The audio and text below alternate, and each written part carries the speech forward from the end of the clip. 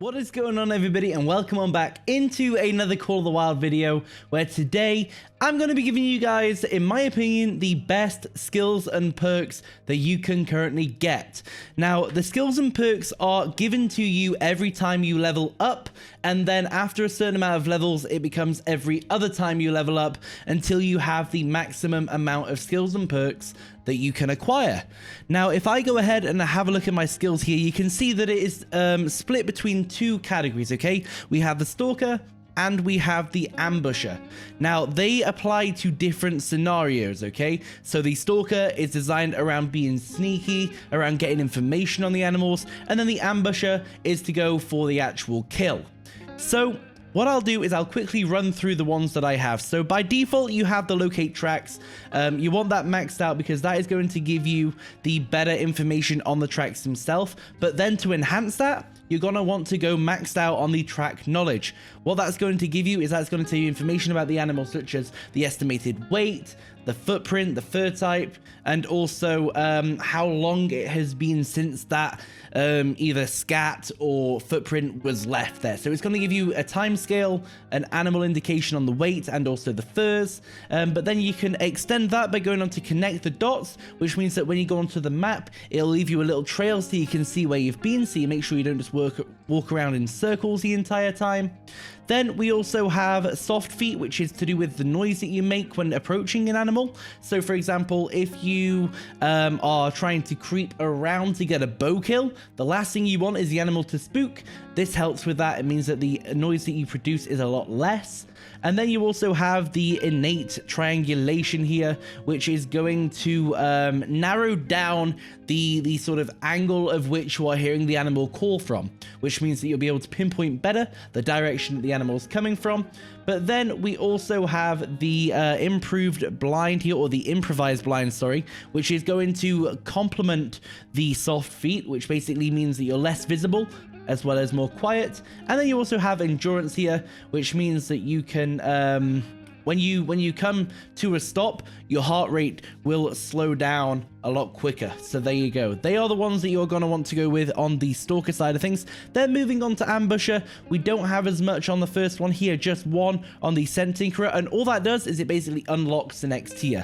That's the reason that you go for that one. Then we have 3 on Spotting Knowledge, because that is going to give you all of the information about the nearby threats.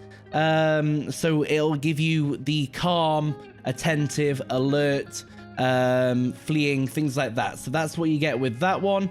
You then also have the More the Merrier, which is a monetary gain. Usually that is like you'll have 1 point left over, and that's the one that you can go with. We then also have sight spotting, which allows you to spot the animal directly from your sight instead of using the binoculars or rangefinder. We then have Fatal Attraction, which is going to give you, let's have a look here, increased chance of eliciting a vocalized response when using callers. So this is to do with callers. It means how good your caller is going to be at initiating a response from the animal. You then have Impact Resistant, which is going to reduce the damage taken from falling, which, to be honest with you, I would say is less important now that they've got rid of the ability to directly heal after a big fall so you don't die. But then they've also got Tag here as well. The first level of this gives you the sort of trail around the out of the animal, so it gives you a little outline to give you a better placement for the shot. This is especially helpful at night when you can't necessarily see the animal. But then if you go to level 2, it allows you to do that for up to 3 animals consecutively, so you can have 3 animals highlighted at the same time. So those are our skills. Moving on to perks, this is where things become a little bit more tailor-made. So it depends on your preferred style of hunting, because as you can see here, we have the different categories. We have rifles, handguns, shotguns, and archery.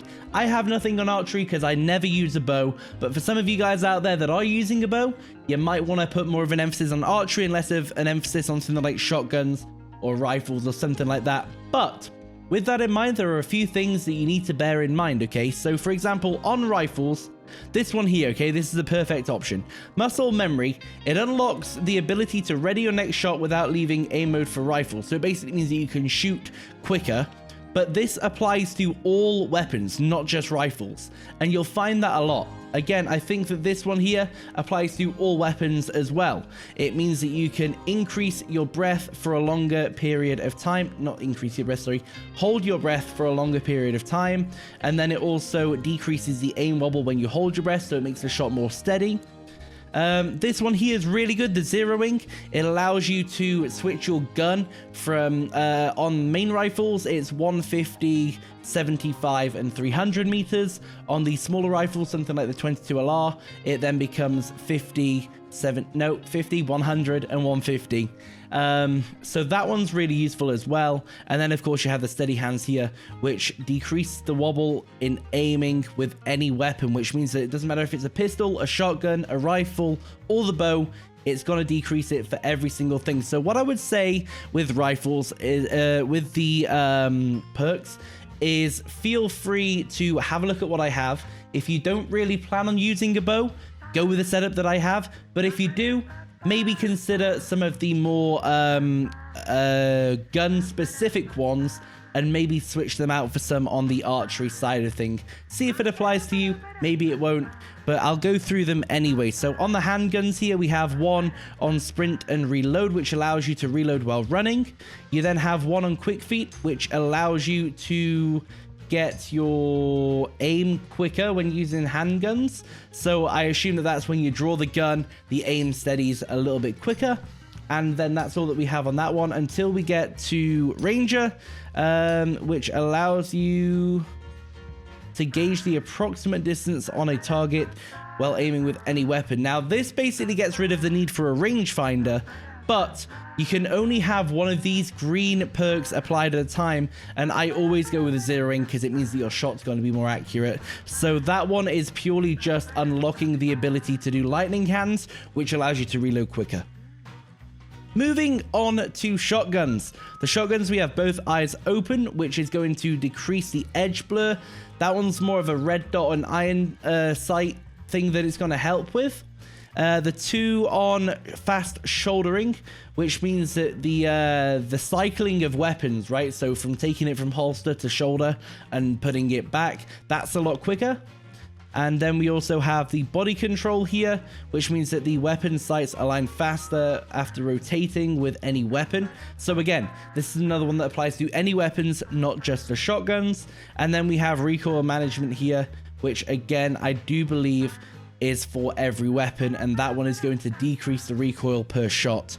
And then again, like I said, nothing on archery, and that is indeed everything for my skills and perks.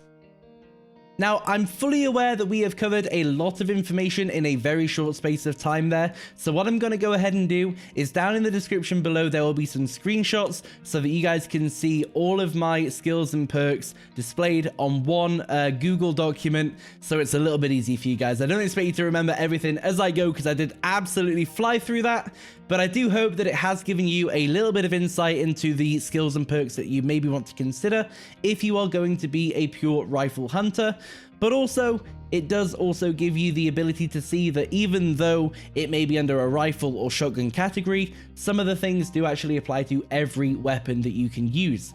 So keep that in mind when you are making your decisions. I hope that this has helped you guys out. If it has, please make sure to leave a like on the video and subscribe for more Call of the Wild content, and I will catch you guys in the next video. Until then, enjoy the hunt. Thank you for watching. Peace.